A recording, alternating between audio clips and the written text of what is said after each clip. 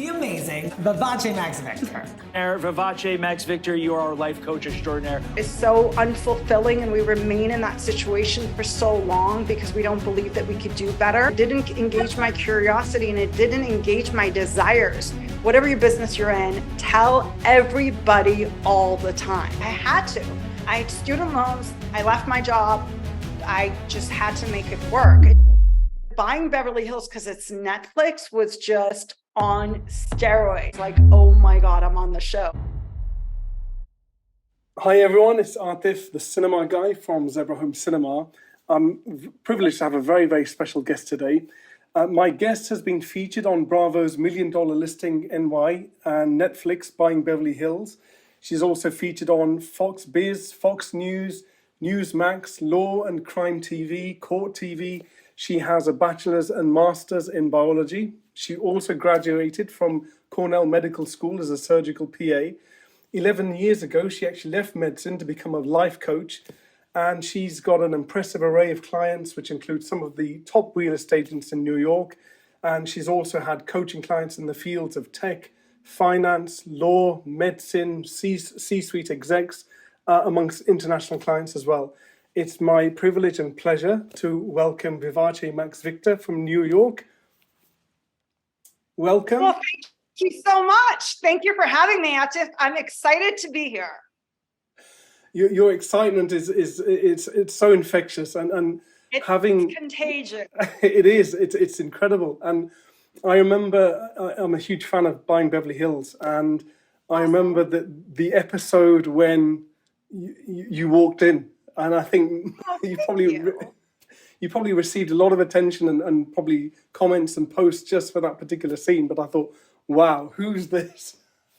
Actually, I did. Oddly enough, it was very surprising to me as people were like, the way you walked in the room. So now I know I should walk in the room like that all the time. I didn't do it intentionally, but going forward, I'm definitely going to do that again. That was it. You just came in, bang, bang, bang. This is what you got to do. And then lives were transformed, business boomed. That's it. That's how you do it. And I thought, yep, I need to connect with Vivace and let's find out a bit more. Awesome. Thanks for reaching out. I appreciate you reaching out and stalking me. It was amazing. Politely stalking.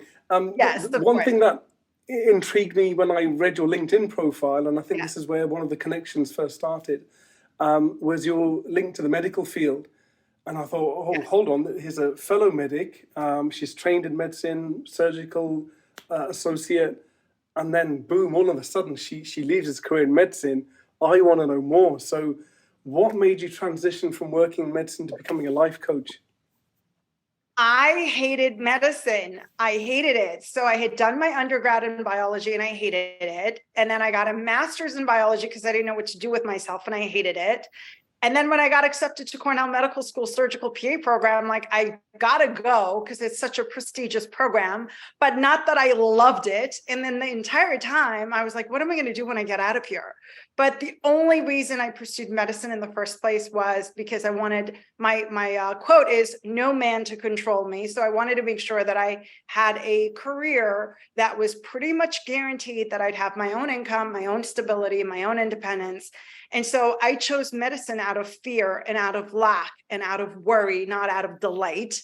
And then eventually when I had the courage, I just got up and left. And I decided to look at what is my passion? What do I really want to do? And then I put my whole heart and soul into this. And it actually took off pretty much immediately as soon as I started. So it was pretty exciting. And then I was like, what was I waiting for? I think so many times in life, we're in a situation that is so unfulfilling and we remain in that situation for so long because we don't believe that we could do better. But if we really put our heart and our mind to it, we can definitely do better and probably in quicker and shorter period of time than we even imagine. So I left medicine. I hated it. I was bored. I never liked it to begin with. Wow. Now, we all agree that hate is a very, very strong word. And I know some people end up doing a particular degree or studying something and they may not find it particularly engaging or very interesting, but to actually hate the thing. I mean, I hated it because I didn't like who I was in that environment. I wasn't alive. I wasn't happy. I wasn't fulfilled. I wasn't turned on. I wasn't excited. I was just going through all the motions, and that's not a fulfilling way to live. And I did that for 12 years. So the actual work I actually found boring, though there was one part that I found super compelling, and that was a transformation. So I worked in cosmetic surgery of the transformation of the before and after of the client, of the patient.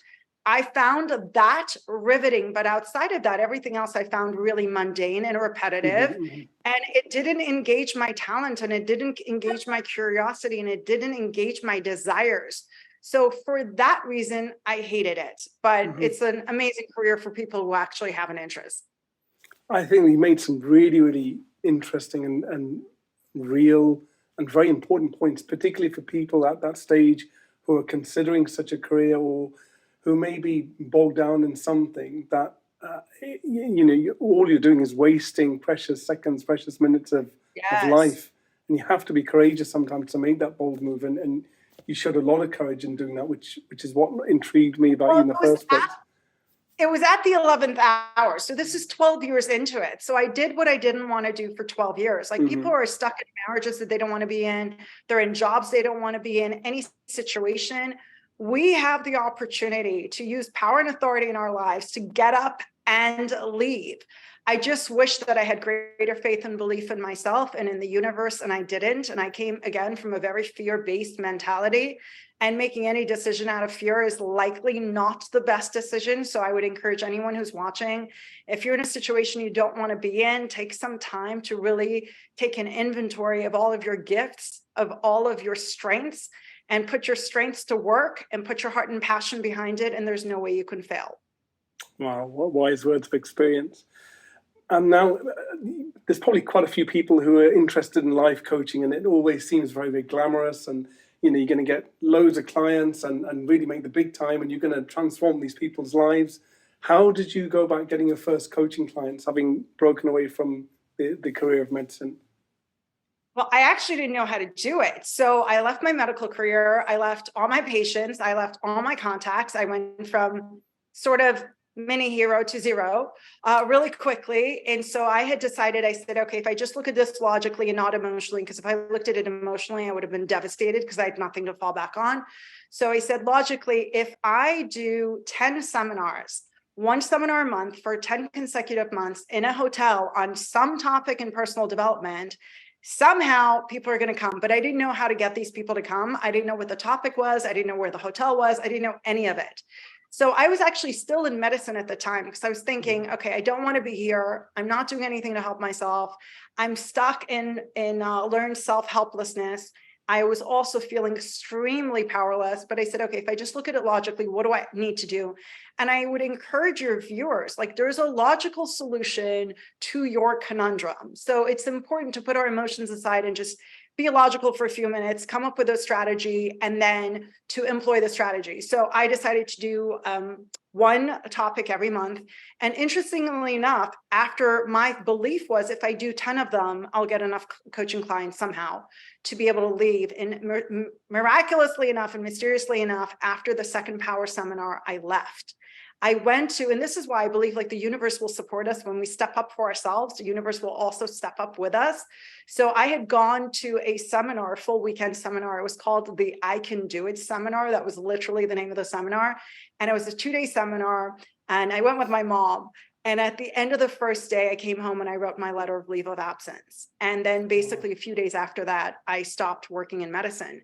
So I had done 2 of them. I had felt some level of belief and success, minimal, but it gave me some sort of faith. And then I continued doing that. And that random people were coming. I was literally handing out postcards to random people on the street.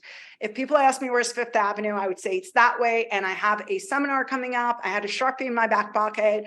I would say comp +2. And I kept comping everyone +2 so that I'd get 3 people in the room. So I did this, all the bank tellers of my bank came. If there was a waiter or waitress during that time who served me, I invited them. I literally invited everyone. And one of the major principles in my coaching with my clients is, whatever your business you're in, tell everybody all the time. Don't socially x-ray people. Don't decide who can afford it and who can't afford it. Don't decide who wants it and who doesn't want it. Literally just tell everybody all the time, and magic will unfold. And so during that time at one of the power seminars, This woman came, her name was Lisa. She really liked it. And she introduced me to her manager who worked in real estate. Her manager's name was Jeff. And Lisa was like, Jeff, I just went to this woman's seminar. She's amazing. You should bring her into the office. And Jeff was like, I never heard of her. He told me this later. And I was thinking, who are these realtors? What am I going to do with these realtor people? I'm a medical person and I have student loans and I have nothing to do with these realtor people. Anyway, I coached Lisa. Then the following month, Lisa brought this woman, Karen, also from the same office. I coached them. They brought this other guy named Jordan. I coached them in a very short period of time. They all started to make a massive amount of money. Wow. And so that same manager, Jeff, went to them and said, how are you making so much money? And they're like, that girl is coaching us. And he said, get that girl in here. So I was a girl. I got in there. I presented. There was a huge like oval table, like a huge conference room. The room wasn't big, but the table was big. And all these people suddenly signed up for coaching. And it was like a miracle. Wow. It was like Christmas. I was like, oh my God. And then the guy, Jeff, the manager, took an interest in me. And I always mention this, that he had no personal interest in me. He was on the other team, but he just had a human interest in me. And he started to champion me and champion my work. And he said, you're really incredible at what you do. I thought he was just being polite and kind. So I was all about it. And then he literally said, I'm going to come to your apartment. I'm going to pick you up. We're going to go to another office. You're going to present there. I presented there and they became the number 2 agents in that office. And then all these major real estate houses in New York came and said, we don't know what you're doing, but whatever you're doing, come to our office. So I presented it all the major real estate houses in New York. And then suddenly I had tons and tons of clients. Wow. Then eventually I had a client who was on $1 Million Listing New York. So I was on that show and then on Buying Beverly Hills after that. But it all started from some dingy hotel of me getting up and speaking and not knowing if anyone was going to show up and literally asking people to come for free just so I could have the opportunity to grow and to blossom and to share and to see what in fact I even had to share because I didn't even know what I was selling. But apparently they liked it and I got better over time. And then I had international clients and I feel really, really always grateful to Jeff because I believe everyone needs a Jeff. Everyone who's willing to work hard deserves a Jeff. And I want to be as many people's Jeffs as possible. So I try to Jeff my clients and help them to catapult their lives to the next level and turn pain into power and profit. Wow, what an incredible transformation. Thank you. I mean, it's so inspiring. And also, I'm sure there's a lot of people who can connect with that story. And I guess one of the challenges from the beginning is that the doubt and the self-belief. Now, I'm assuming, maybe I'm wrong in this, but I'm assuming there must have been a sufficient element of self-belief to be able to stand there to say, I've got something to offer. No, it was desperation. No, Right. It was desperation. I had to. I had student loans. I left my job. I just had to make it work. Mm-hmm. And so it wasn't belief. At that moment in time, it definitely wasn't belief. I remember one day I did math and I said, oh my God, and this was over time, right? I said, I've done 1,000 coaching calls. Maybe I'm good. So it didn't occur to me till after I'd done the math that I had done 1,000 calls. So the belief was small, but the desperation really drove me. So I think it allowed desperation to drive you, not to stop you. And at what point did you feel, looking back, did you realize, this is it? I don't know. I don't know if there was a moment. I just felt constantly grateful that all these people were coming because I didn't know how to market. I still don't know how to market. They just, God bless them. They just come and I love them. So, and people bring a lot of people. I get tons and tons of referrals. So that's always incredible. So I didn't know where it was coming from. I was just feeling so much gratitude and my clients are so kind and loving and hardworking and generous and they transform. So their transformation fuels me.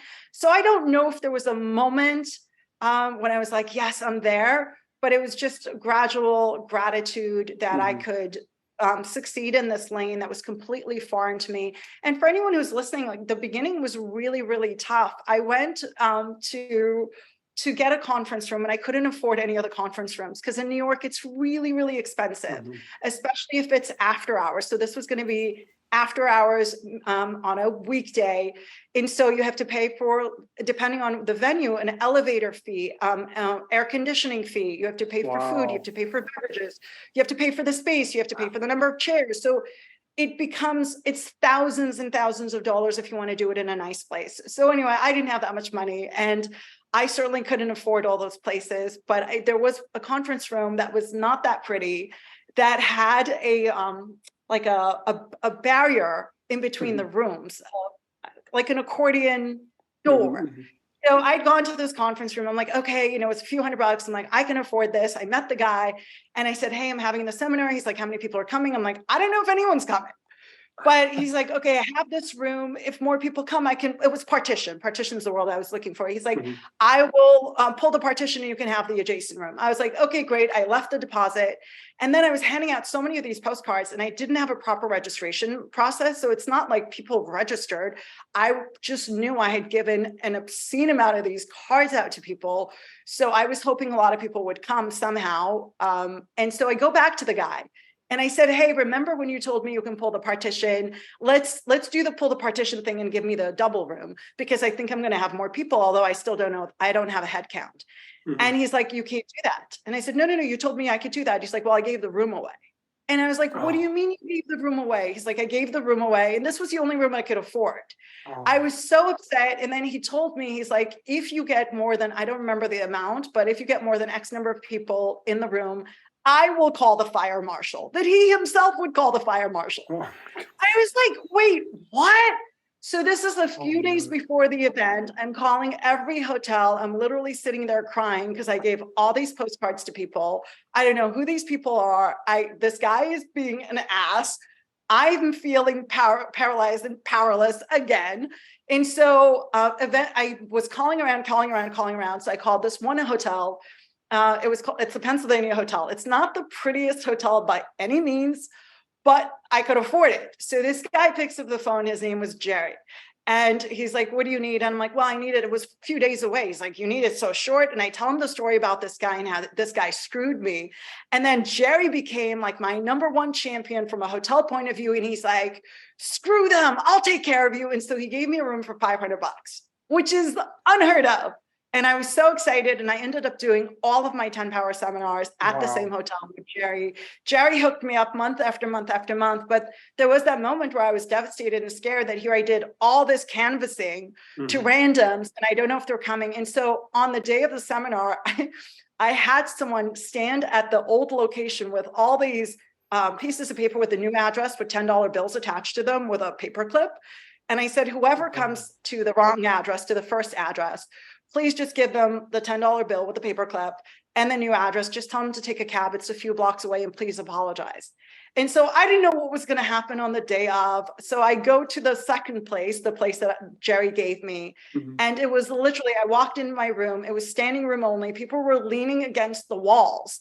It was packed. So I looked at him like, am I in the right room?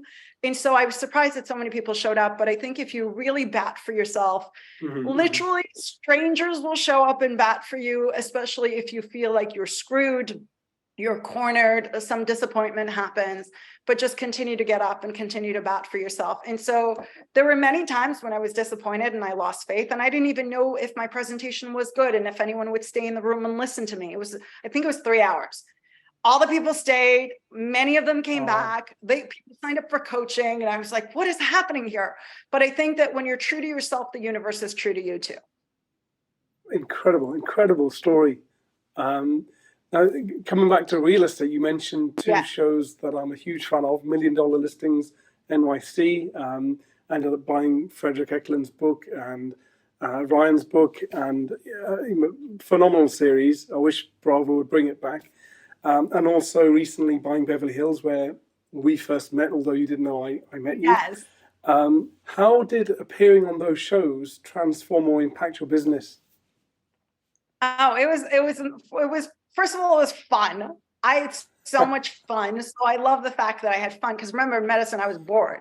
So anything that's fun for me is like, I'm 10 levels more excited than a normal person, because I got to not do it for 12 years. So it was fun. I loved the whole idea of it. I got some amazing clients. It's interesting. One of my my most incredible clients, was in Hong Kong years after I think it was maybe a year and a half after $1 million listing was shown here in New York. And so she watched the episode from there. She called me from Hong Kong. We started coaching. Wow. So it was like the reach is incredible. I'm like, wait, are you watching that show over there? So she's like, I saw you on there. I had another client, like incredible people have come from it. So I'm so grateful. And then, but Buying Beverly Hills, because it's Netflix, was just on steroids. So I wasn't even sure that I know that we filmed the segment because obviously I flew to LA and we did it, but there was no promises that they were going to use the segment. So the producer had said on November 4th, it was going to go live, but didn't say that I'd be on it. So November 4th came and went. I didn't even check Netflix because I didn't think I was going to be on it. And then the following day was November 5th.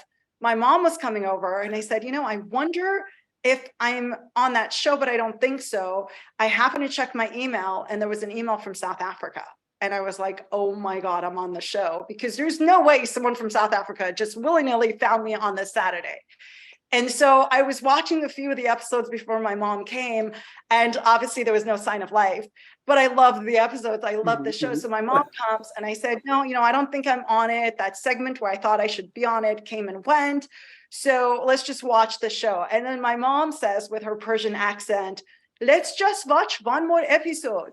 So we watched one more episode, and then that's the episode I was on. And it was like incredible, literally within zero time.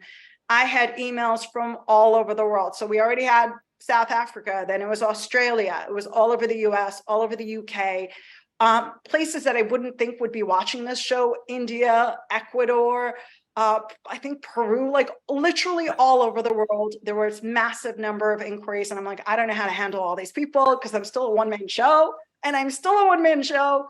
But it was beautiful and magical that so many people, including you, which I'm very grateful for, so many people internationally reached out, and it's been really super, super exciting. Wow. Well, just onwards and upwards. This is just the beginning for you. Well, thank you. Now, obviously, we got to know each other a little bit more. I reached out to you, and everything seems very, very glamorous when you're watching people appear on something like Buying Beverly Hills. It's all about luxury real estate, and everything just looks amazing. And you walk in with this amazing red dress, and you're there, power coaching these two realtors. And so I think I asked you a few questions. Tell me a little bit about yourself, and it was odd when you asked me to go and watch your YouTube video to learn a little bit more about your profile, your bio. I thought, okay, well, that's interesting. Okay, well, I'll go on YouTube and just watch your introduction video. And I had no idea what to expect. And I think within the first few minutes of watching the video, I think I messaged you and say, I'm speechless. And I continued watching. And it just, as I said, I didn't know what to say. I was in awe, humbled, troubled, so many emotions all over the place. And this is a very, very sensitive topic, but this is about you being in a very, very dark place and feeling suicidal. And all I was thinking, yes, you must have been incredibly brave, but how difficult and hard was this just to come out and explain your story and just put it on YouTube? I mean, what was it like for you going through that process? It's creating that video is one of the hardest things I've ever done in my life. So I would go to these real estate companies and I'd present, and obviously I would do my hair and makeup, and I'd wear a nice outfit, and I'd wear high heels, and I'd walk in the room, and I knew my content because at this point I had done it for years. And all these people would say, you're so confident. And they would feel like it was something that I was born with. And I wanted to share my true story of where I came from and what I went through, and where my confidence came from pain and darkness and sadness and hopelessness. And so I built it from zero. And I wanted other people who are going through a challenging time to understand that confidence is a learned skill set. You can learn it just like you can learn math, or just like you can learn Spanish, you can learn confidence. And so I decided to create the video, and it was extremely tough. super, super tough. I mean, I got there at the studios. There were 2 cameramen that I didn't know. There was a makeup artist that I didn't know. And I told the 3 of them, I said, I'm probably going to cry. And they're like, you're not going to cry. And I'm like, no, I think I'm going to cry. They're like, that's okay. And I told the makeup artist, I said, I think I'm going to cry and I don't want to ruin your makeup. And he's like, it's okay. I'll just reapply the makeup. And I remember I was so anxious to do the first video, and the first video was the arc of my life, how I came from a domestic violence family, how there were many things that happened that I had tremendous amount of trauma around that I never healed. I just ignored my trauma and kept going to school and kept getting more degrees. And so eventually it caught up with me. My emotional cup ran over. I became suicidal. I picked my own, as I call it, expiration date. There were also some sexual assaults involved in that period of time, which really destroyed the last one, especially just I was drugged and raped, really destroyed my psyche and my sense of self and my sense of safety in the world. It was extremely, extremely challenging. I was very, very, very broken. And so it required me to get help or at least I had the opportunity at the 11th hour. I decided to get help before my self-imposed expiration date. So I wanted to create this video that chronicled that whole arc of my story, that whole journey, to give other people who are going through a challenging time faith in themselves and in the process, that there is a way to help yourself, even though you think you're at the end. Which is literally, in my opinion, the worst case scenario. So I stood in front of the camera and I had to take my shoes off because my legs were shaking and I couldn't stand in my heels because I knew what I was going to share. So I literally stood, you saw it was a 30-minute video. I stood for 30 minutes in front of the camera, barefoot, just crying and telling my story. And then after I did that, we were supposed to shoot 9 other videos for YouTube, and I blacked out. I just don't know what happened the rest of the day. I was so overwhelmed that I shared the story to begin with. Obviously, he reapplied my makeup, and then when they went to post-production, I was like, okay, it's all probably garbage. I told the guys, I said, listen, I'll pay you whatever your rate is. Obviously, I had paid them, but let's just throw it in the garbage and we'll redo it. All the videos, all 10 videos. I was convinced that they were all unsalvageable. And then the guy was like, these are really good. I'm like, no, you don't have to be polite. I wasn't in the right headspace that day. After I shared my story, I couldn't focus. So just let's reshoot everything. And then he said, just let me edit them first. And then he edited it and he gave them all back. And I'm like, wow, they're fine. They're good. I was proud of them, but then I was so afraid of posting this. I'm an Iranian Jew. In our culture, we don't post those types of stories. I was also very, very, very significantly afraid that all my corporate clients would leave me because I would be like, we thought you as empowered girl, but she's really suicidal girl. I thought that nobody would date me because then I would be suicidal crazy girl. And so it was very, very challenging. So I uploaded it to YouTube, kind of hid it. I hid it on my website. I didn't want anyone to see it. And as the counts were going up, and I blocked all the comments, but I blocked all the comments on all the videos. I wasn't looking for any comments. I wasn't looking for, it was so challenging. So it took me many, many, many weeks to actively not be afraid that it was out there. So I was petrified. And then I hadn't told my family. Eventually people, I mean, one of my coaching clients who had referred so many people to me, and she was one of my biggest fans. She said, Vivace, we want to see you strong. We don't want to see you like that. And so it was heartbreaking for me because I'm like, here are the people who supported me. Now that I'm telling my truth, I feel like I'm getting the repercussions for sharing my truth. And then eventually at some point in time, further forward, I literally got over it. So I posted it in 2019, January, I think it was January 2019, I posted the video, and it took a while, but eventually I am able to own my entire story and not have shame or worry or insecurity or fear or anything about it. I had so much fear financially and also socially. And as I mentioned, business-wise, I know that there are so many of my coaching clients who are afraid to share their truth.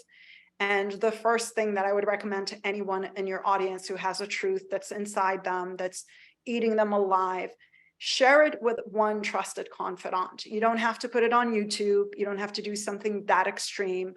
I needed to do that because my pain was so, so deep, and YouTube required me over time to accept myself and to accept my story and to be fearless and to be shameless and to now have pride about the video, which is a huge departure from the day that I filmed it. And then I wasn't speaking to my mom at the time. Eventually my grandmother passed away. My grandmother actually passed away right after that, the following month. And my mom and I reunited literally at the funeral grounds. And then my mom wanted to be best friends again. I couldn't do it because I couldn't get over many things that had happened that I've stated in the video.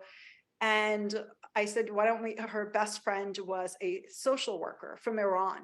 And so she was married to an American man who was a psychiatrist. So I'm like, she's perfect. She understands her and her culture coming from Iran, and she understands me being in America. And so, even though I was born in Iran. And so we sat down with this lady, God bless her. It was 5.5 hours. We went back and forth and back and forth. I'm like, my mom and I, the only thing we agreed on is that we're going to drive her crazy, this social worker, her friend. And then I said in the middle of this meeting, I said, well, I created this video and I want to show you this video. And the woman was like, no, don't, the social worker, don't show her the video. We don't need to look at the video. And I said, no. Well, I mentioned my mom in the video. We're trying to reconcile. I shared my truth and I want her to hear my truth. And then the social worker was extremely adamant that we're not going to do video time. And I said, why are you so against this video? I didn't even know anyone had, right? Because I had hidden it. Mm-hmm. So she's like, the social worker said, I have seen the video and I don't want to hurt your mom. But I was like, but it's not fair to her. At this point, my mom's really curious. She's like, what is YouTube and what is this video? Oh, so we sat down and we watched the video, and it was very, very, very tough for me to watch it with her. And of course, very tough for her to watch that I said all the things that I said, and it included comments about her, which she didn't appreciate at all. Mm-hmm. And it was very, very, very challenging. But in that meeting, I was able to reconcile with her because I also was like, this is my truth.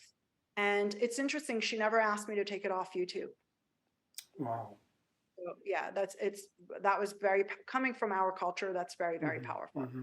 And so it's been up there for years. One of my brothers saw it. He didn't appreciate it at all. I don't know if the other one saw it or not. And then the rest of the family we have a don't ask, don't tell type of family where people pretend that the truth isn't the truth. And so I don't know who has seen it. I know extended family have seen it because they've commented on it. But in the beginning, it was so, so, so painful for me. And of course, I'll give you the link. You're welcome to share it with your audience. But my greatest hope and prayer for everyone listening is when you own your truth, you own your power. And if you want to be more powerful, you have to be more truthful. And I would encourage everyone to try that. Wow. Oh, yeah. It's and still certainly, and I'm definitely going to put the link at the bottom for people to watch it. It's important, I would say, on many levels, but particularly, and what I find fascinating is the desperation and the place that you'd reached, and you're going to end your life, but something caused you to reach out to other people who needed help, which is incredible, and God bless you and keep you strong. But thank you. In that darkness of desperation, to want to prevent other people from feeling that or having another choice. Well, it wasn't in that darkness. In truth, when I was in that darkness, I couldn't even function. So I was just totally screwed in the head. I was suicidal. I picked the date. I knew the date. We were closing in on the date. I was still working in medicine. I hadn't left my job. I was able to do the medical work because I'd done it for so many years. So I subconsciously knew how to do the work, but I was like a dead robot. I went to work. I was a dead robot. I did whatever. And I couldn't function. So eventually, as I mentioned in the video, I got a brain scan and I got help, but I wasn't thinking of helping anyone because I was very incapable of helping myself at that moment in time. It was very, very, very, very challenging. And I think many people, at least in the public in the US, I know you were overseas, but in the US, a lot of people think of people who are suicidal as people who are depressed. Mm-hmm. And so I wouldn't have qualified myself as being depressed or like the archetype of the person who's sad and the person who's depressed, and they're just like, don't want to go on with life anymore. My experience was very different. And I've heard other people share the same experience, people who were suicidal, who, whether God saved them at the 11th hour or whatever happened to them, that they're still here, that the amount of pain was unbearable pain. So I felt like I was in unbearable pain all day long. It wasn't sadness and it wasn't depression. It was actual active pain. I likened it in the video like a jackhammer that just gets louder and louder every moment of the day that you're awake. It's unbearable pain. And so I just want to raise awareness for anyone. And I've had clients, multiple clients who've lost family members, who their family members died by suicide. That's the appropriate way to phrase it. And it's helpful to understand that people could be in that level of pain. And it's not that they didn't try to help themselves. Like they literally are, I can't speak for anyone else, but I will speak for myself. Like I was in agonizing pain and I couldn't see a way out of that pain. And the only way that I could stop the pain was to stop my life.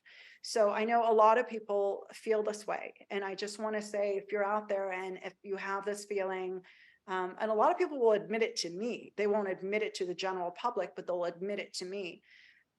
Please talk to somebody and get some help. And one of the biggest things that I've learned in all the help that I tried to get, majority of the help that I tried to get that I was begging for was not helpful. And so I don't want anyone to be dissuaded. If you go to one person who can't help you, go to another person, go to another person, go to another person. If you have to go to 10 different people to get help, please go to 10 different people to get help. To me, having a life coach or a therapist is like dating. You have to find the right fit. And so if you've gone to someone, I had a client yesterday, I've been coaching her for years. She's in this specific elite group of people, and she has a mentor who is very high level, sophisticated person, highly accomplished person. And she was telling me yesterday, she's like, V, he just doesn't get me.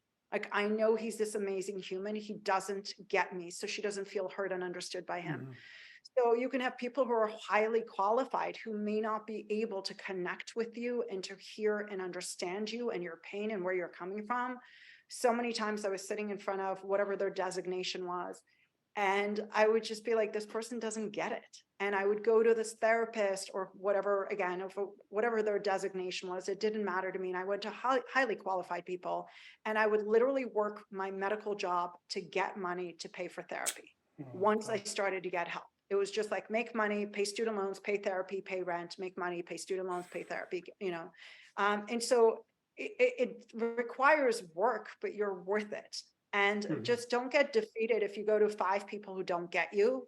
Those were just not the 5 right people, but it doesn't mean that you're screwed up, and it doesn't mean that you can't be helped.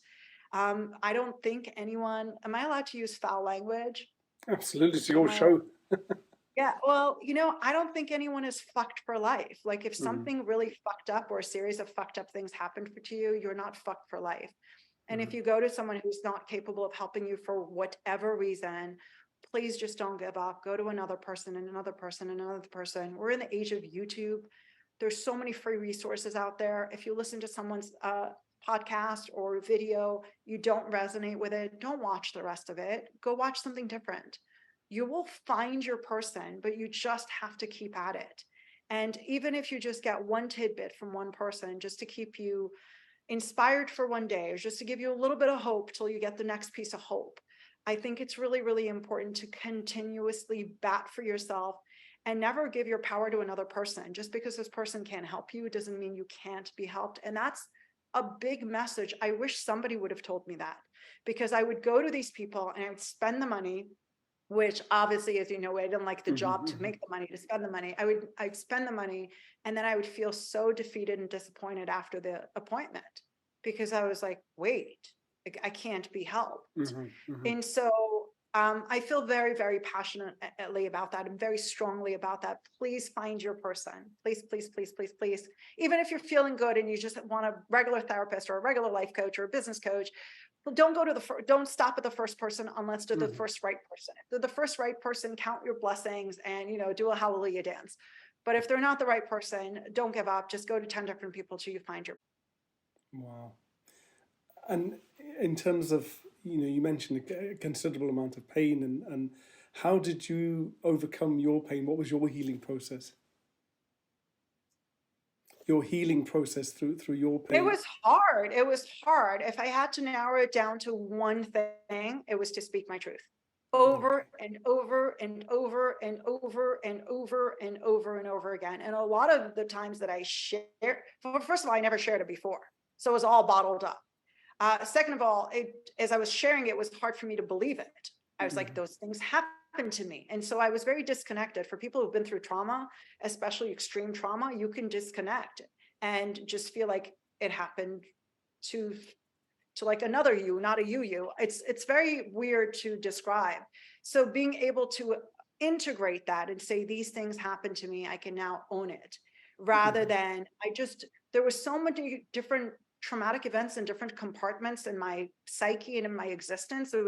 I just felt very fragmented is the best word that I can come up with right now. And for every time I shared my truth, I became a little bit more integrated and a little bit more whole and a little bit more whole and a little bit more whole. And then when I was able to accept my truth and get the right help, and then I was able to transform my pain into power, which is my hope and prayer for whoever's watching. Wow. Really, really comforting, and inspires hope in those situations. Thank you. Again, for people who haven't seen the video, there's a history of suffering from domestic abuse and domestic abuse within your household. Coming from that household, how has that impacted you? Oh, on many levels, many levels. I'm not 100% whole. I wouldn't say that I am. I think it's a work in progress. I was always scared, and I was programmed to be scared. I was constantly beaten. I was constantly hit. My mom was constantly beaten. My dad would tell us that he was going to kill her in front of us. There was so much fear that I was wired into my psyche and my nervous system. It's hard. It's hard to overcome. But one of the things that I love about medicine is a concept called neural plasticity, which means that your brain can rewire itself.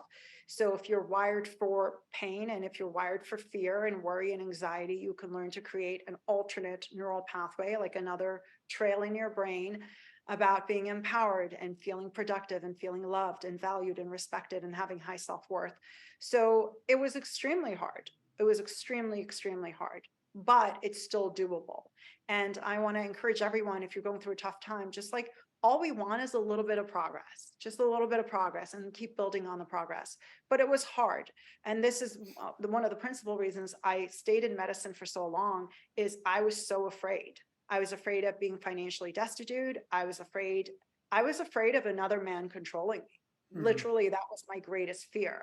And I saw that not just with my mom, with other members in the family. We come from an Iranian culture. There's many gender norms for men that I don't agree with, that I would never want to subject myself to. So I was very, very fear-based. And it was very hard. Wow. Here you are, living to tell the tale. I'm sorry, for anyone who's going through a rough time, who might be listening to this, I do, it's called self-confidence after trauma. And I do believe that self-confidence after trauma is possible. And I want to encourage anyone to think about that for yourself. There's this thing, it's called, everyone knows about PTSD, but most people don't know about post-traumatic growth. And post-traumatic growth is real. And you can learn to engage with post-traumatic growth and really grow and flourish and transform and super surprise yourself. So I want to encourage anyone who's had trauma, that so many people are afraid. They're like, I haven't looked at this for so many years. I just want to keep it under the rug, just leave well enough alone. And never be afraid, I don't believe, until you address all the things that have hurt you, the major things that have hurt you, maybe not all the things, but the major things that have hurt you and that have literally shaped your psyche.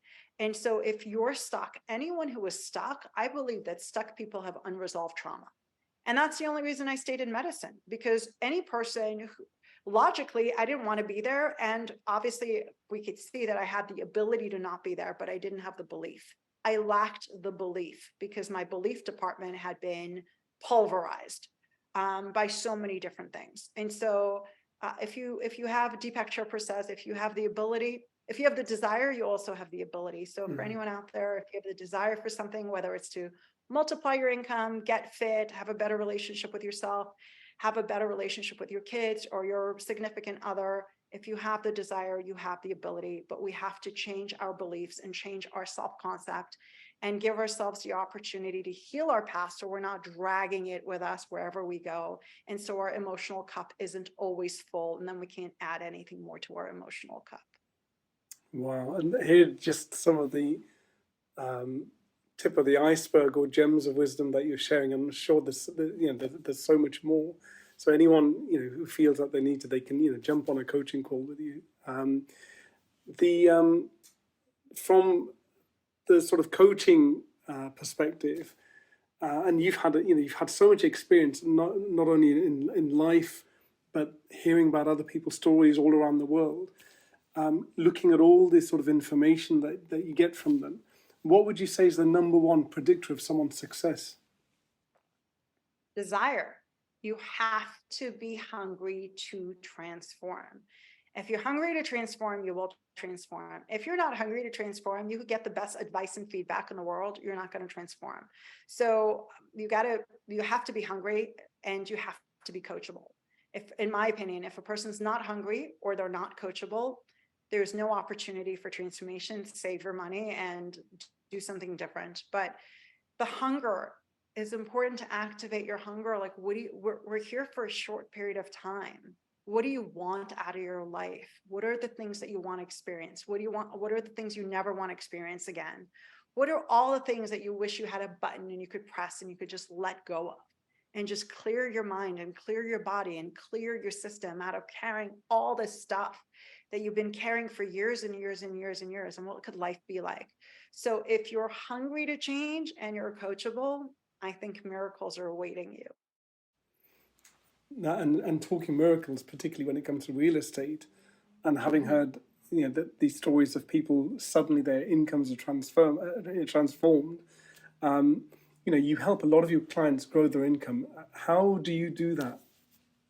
Well, I help them to identify. First of all, we definitely do a few things. One of them is to look at where their trauma is and to heal that. And once you heal that, automatically the person has a surge of power and they could do so much more. The other thing is to get the person to take action in real time. So I know a lot of types of, whether it's coaching or therapy, I'm not separating them. The modality is just to go and share your story over and over and over again. There's no action orientation. My coaching is very action oriented. It's action deliberate. I was doing a coaching call yesterday with someone. They're like, well, I should text so-and-so. I'm like, let's write the text now.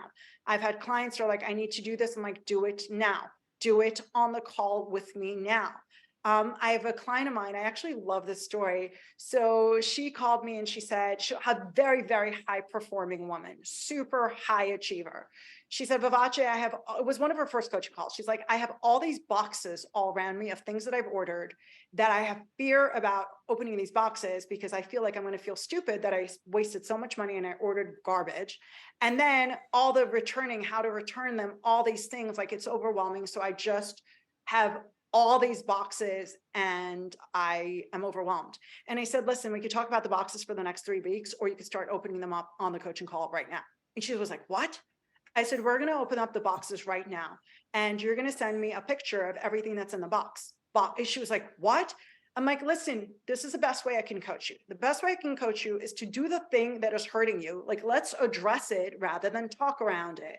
Talk about it till we're both blue in the face and the boxes will still be there. So I said, we're going to do this for 10 minutes. And she was very reluctant. I said, just trust me for 10 minutes. At 10, and I said, I'll time us. In 10 minutes, no more boxes. So she opens up the first box, and then she's sending me, because all the coaching is by phone, right? So she sends me, and she was international too. So she sends me a picture of what was in the box. And she's like, I love this. I was like, good, let's open up another box. And then we opened up box after box after on the actual coaching call. So she's paying me to open up her boxes. And then this became such one of the biggest metaphors for our coaching. It's like, what's the box that you need to open? Let's just do it now. Wow. And so, first of all, we opened so many boxes, and I think she loved everything that she bought. There was nothing that she was like, oh, And so her self-trust went up. I said, I need you to trust yourself. You think you bought all this garbage, but you actually didn't. But this entire time you're wiring yourself for fear, anxiety, worry, mistrust, distrust of self, because you think you bought crap. And she's like, I should wear this. She'd send me earrings. She'd send me dresses. It was so magical. And then after we got on the coaching call, like she kept opening boxes and she kept sending me pictures of what was in the boxes. And she finished all her boxes. And so her being in a room filled with all these boxes, I can imagine would drive anyone Looney Tunes, especially when you have so much fear and shame associated with the boxes. So I feel like her boxes were actual physical boxes, but we all have boxes. And so my thing on a coaching call is whatever your box is, if it's something that you did when you were 15 years old, when you were 20 years old, something someone else did to you, I call it emptying the shame drawer. Let's open up the shame drawer, see everything that's in there. And then one by one, we address everything in the shame drawer, get rid of that drawer. And then automatically you will be able to make a lot more money. You will be able to turn pain into profit. Why? Because you have so much more of yourself, your mind, your spirit, your peace, your self-respect available to go do something magical with it, rather than having all your energy trapped in all these like 55 things that you haven't done that you're feeling so bad about. So I help people to do things in real time and to turn their pain into power and profit by removing internal mental and emotional blockages. So like, that's my shtick. That's what I do. Incredible. I love Incredible. it. I love it. I love it. It's really exciting for someone to do something that they had so much reservation and so much restriction around and so much resistance around, and then for them to do it on the actual call. We've sent so many texts and emails and actual action items where I'm like, you're going to do it now. I'm going to do it with you. We're going to do it together. And then they're like, okay, I did it. And I'm like, was it that hard? No, it's just a mental block. So I think also with making money, it's a mental block. What people believe, like this is as much as I can make, and it's a mental block. So real estate is a great example, because when I work with people who are new in real estate, they'll say, I can only sell things that are like under $1 million. I'm like, how do you know? How do you know you can't sell a $5 million? And so these are all constructs in our head that I could do this, but I can't do that. I could do this, but I can't do that. And these are all just beliefs and they're internal obstacles. So my whole goal is to obliterate those internal obstacles so a person has full access to their own power and their genius and their energy. And then they know what to do. So they just multiply their income. It's kind of really exciting. Wow. And the results are phenomenal. I mean, talking about luxury real estate, now I'm in the business of providing luxury audiovisual solutions. Yes. And when we first... And anyone who hasn't been to your website needs to go to your website and check out your beautiful website. I appreciate it. And I remember when I reached out, and straight after watching the video, I think I sent you a statement to say, I even feel guilty that, I don't really want to discuss luxury when I've just, heard your story and it just seems so superficial. And you said something really interesting. You said, luxury is important. And you just stopped me in my tracks. My head's spinning. I'm thinking, what are you talking about? But I want you luxury is so important. Yeah. Share it with the audience. Oh my God, this. luxury is so important. Like I wake up to this incredible view. It's just stunning. It's wall-to-wall, floor-to-ceiling windows. And it just, of course, and I do all my coaching calls from a desk right over here. And of course it changes how I feel. So luxury is so important. If you love it, and if it can activate your senses and make you feel alive, and if you can appreciate it, then get it. So I love luxury. But I think the most luxurious thing is our soul to be luxurious. And that is more important than external things. External things won't make us happy if we're internally unhappy. So I believe I actually have this trademark. It's called the luxury of being you. So I want to help people understand and celebrate the luxury of being them. And I've had that trademark for over 10 years. It's celebrate the luxury of being you. So there's a luxury to you being you, as unique as you are. You're exceptional. You're luxurious. You're magical. There's so many gifts that you have to give to people. And so sometimes we forget that luxury is within us. And so for all the times I couldn't afford external luxury, the internal luxury was something that I could cultivate. So I would encourage you to cultivate the luxury of who you are. The luxury of you being you is the greatest luxury in the world. It's more important than anything external. Beautifully and eloquently put. I couldn't. This is why she's so good at what she does. I've got to say, it's just your enthusiasm, your energy, and now I understand why those rooms get full of people standing there with no space, because they just need to listen to you, get empowered, and just go out there and smash it. Thank you. I think also, like, it's Atif, it's so important that, like, I talk about spirituality so much and integration and your emotions and your truth and your power. At the same time, we talk about luxury. So I think there's so many people who are like, oh, no, let's not talk about the money. I always talk about the money. If you're going to coach with me, we're going to talk about the money. We're going to talk about the money all the time, because the money is important. The more power, the more money you have, the more power you have to take care of yourself and to help other people. So for anyone who is not inspired by money, good for you. That's not my type of coaching. And it's so interesting because so many clients will get on a coaching call and I'll go for the money angle. And for them to give themselves permission to say, oh, wait, we're allowed to talk about this? I'm like, yes, all day, every day. And I feel privileged that I also have the privilege of coaching a lot of high net worth people.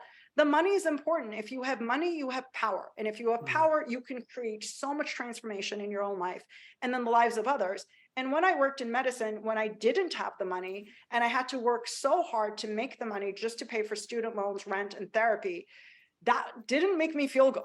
So being in a luxurious environment makes me feel a lot better. And I think we need to not lie to ourselves. And, I used to have the idea of like, I don't need it. I'm not one of those people. And then I realized, yes, I don't need it, but I really enjoy it. So like that gorgeous bag or that gorgeous pair of shoes or that beautiful apartment, I truly appreciate it and enjoy it. And so if I can enjoy it, why not create the opportunity to have it? And so my coaching is definitely about all kinds of abundance, mental, emotional, spiritual, and definitely financial abundance. Fantastic. And I think you mentioned something very, very important there, and it's about appreciating those happy moments, because real life is about moments of joy and sadness and trauma and so many things that go with it. But if we don't slow down to appreciate when things are really, really good, and those luxury, that luxury times are luxury, or the times where you don't have to rush around, then you just miss it. Yeah, and I think like even now, looking out the window, like I'm looking at the clouds in the Zoom. It's beautiful. That to me is luxury. Like watching God's creation, these clouds move. It's so sacred. It's such a beautiful power, watching the sunrise. In my old apartment, there was no view. I had two small windows, and I lived there for years and years and years. I had two small windows, and I remember I would undo my blinds. And then it was a small apartment. So it wasn't like there was so much square foot that I could go somewhere else. And I would sit at my desk and I'd feel someone staring at me. And I would look and I'd see that my neighbor is staring at me. And it was so overwhelming, a man, right? It was so overwhelming that I would close the blinds. And I only had two windows and I had to close the blinds because this guy was staring at me and it would give me the heebie-jeebies. And I was like, why is he staring at me? And I just couldn't understand. And then I asked my super, I said, there's a guy across the street. He keeps staring at me. It makes me really uncomfortable. And he's like, oh, you mean the guy with the binoculars? I'm like, wait, he has binoculars? So anyway, I just being able to have an open window where nobody's terrorizing me and being able to see the clouds, like it's such a gift. It's such a gift. Like, look at the beautiful greenery behind you. It's such a gift. And so even if someone can't afford it, like go to a park, look up in the sky, just see the beauty of life around you, and then be able to internalize that, because that beauty is also within you. Wow. As I said, it's so well put, and it's so important, these messages for the rest of life. One question I had when it came to hunger, this is just a reflective thing, and this is akin to the film Wall Street with the Gordon Gekko character. But is there a fine line between hunger and greed? Oh, yeah, of course. I mean, greedy people are just spiritually vacant. They're spiritually bankrupt. So I personally, I have nothing to do with that. I don't even attract clients like that. They wouldn't even come near me. I mean, at all. They would have zero interest in what I have to offer. I Wow. think drive is important. And I think Mhm. there's so many people who are financially greedy or well off, and they're spiritually bankrupt. And that's the biggest shame in life. If you have all this external stuff, but you're empty within, that's just tragic. And again, if you're in that position and you want to change that, just get help. Wow. Incredible, incredible. Have you written a book yet, or is this something No, that's people keep asking me about the book. I'm on coaching calls all day. So yeah, no, I haven't written a book. you're too young I'm to write a actually, book yet? oh, you're so sweet. Thank you. I'm actually creating, I'm in the beginning parts of creating a product, because I learned with the beauty of the Netflix show, and there are other shows that are probably likely going to happen, very likely. So I said, all these people came and I couldn't serve them because I couldn't coach all of them and I didn't have a product. So I'm creating a product. It'll probably take me a few months to make it be as robust and powerful as I want it to be, and value based as I want it to be. But I'm creating a product, so I want people to be able to access that on their own time, and it will be a lot more cost effective than coaching as well. Wow, incredible. It's so generous of you. And can we expect to see you on any shows in the coming months? Yes, we shall see. Okay, so it's a secret at the moment, but watch this space. But things are happening, so I'm very excited. There are lots of things Wow, happening. So wow. very, very great. And very, very well deserved. And as Oh, thank one of you. your fans, we can't wait. Very, very excited. Oh, you're too And kind. I mean, I'm excited that you're having me on your podcast. I'm super it's excited. an honor. It's such an honor. And in your downtime, what sort of music or movies or TV dramas and Oh, things do you enjoy? Just okay. to My music for sure, and people don't understand this because they give me side eye when I say this, but my music is trance. And my oh favorite wow, DJ is Armin van Buuren. And it's interesting. I have a coaching client of mine. He used to be in a nightclub business. And we were talking somehow on a coaching call, music came up and he asked me a question. And I said, oh, I love Armin and van Buuren. And he understood, right? So then my birthday's in August. But that October, after my birthday, he's like, oh, I have your birthday. I don't know when he gave it to me, but he's like, I have a birthday gift for you. And I was like, okay, what is it? And he's like, we're going to go see Armin van Buuren. And I was like, really? So Armin happened to be in New York, which is not very likely, although he's supposed to be here in next month. But it's not something that happens too often. This is a few years. I think this is like 2016, somewhere around 2016-ish. So I went and I created all these t-shirts of I love Armin. And even the t-shirt place was like, this is a copyright infringement. We can't put Armin van Buuren because it's his trademark. So I was like, just put I love Armin. And so I had all this getup of I love Armin. And my client took me and I didn't understand. And he came with his friends and it happened to be, it was on Halloween. So they were dressed up and I was dressed up as like the Armin groupie with all the I love Armin paraphernalia. And this is a coaching client who's seen me serious. And so he hasn't seen this like, oh my God, it's Armin van Buuren. So he sees me, we go to the place and we're at the back of the place. It was like pure something. We go to the back and there's like thousands of people. And he holds my hand and he's with his friends and he's like, come. And I'm like, what is coming? So he pulls me and we're next thing you know, and then he's talking to the guy at the rope. And I'm like, what's going to happen here? So we were on stage the entire time. So wow, gosh. so he had us on stage. They brought drinks on stage. I was just like, it was the time of my life being on his actual stage, but in the side of the stage for hours and hours listening to trance. So I write a lot of my content to trance. And in between coaching calls, if I need to pick me up, it's definitely Armin van Buuren.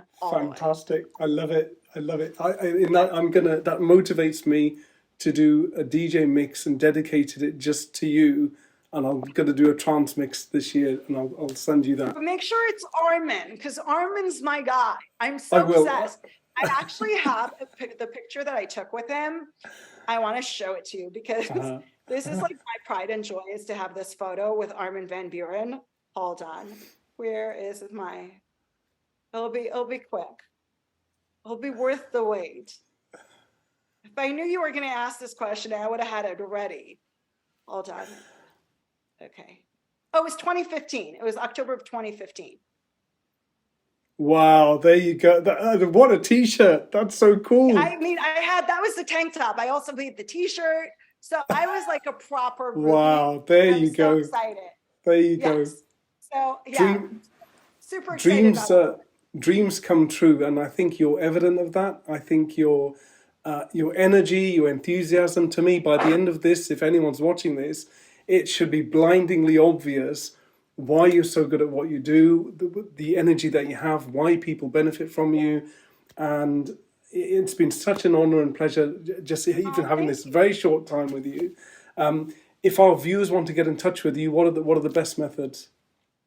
Okay, sure. Well, thank you for having me, first of all. And the best methods is actually Instagram is at Vivace Maxvictor. My website is fierceselfconfidence.com. I'll give you both those links and the link to the video. And yes, please follow on Instagram. I'll be posting tons of amazing short videos. So if you want a little pick-me-up during the day, you will get it for sure. And again, 1,000 thank yous for you to reach out to me in the first place, and then for this opportunity to speak with you and to share my story with you. My absolute pleasure. I wish you enjoy the rest of the day and have a fantastic week. And we look forward to everything that you do in life. Thank you very, very much indeed, Vivace. Thank you so much, and much love and light to you and everyone from New York City. Bye. Bye-bye. Bye-bye.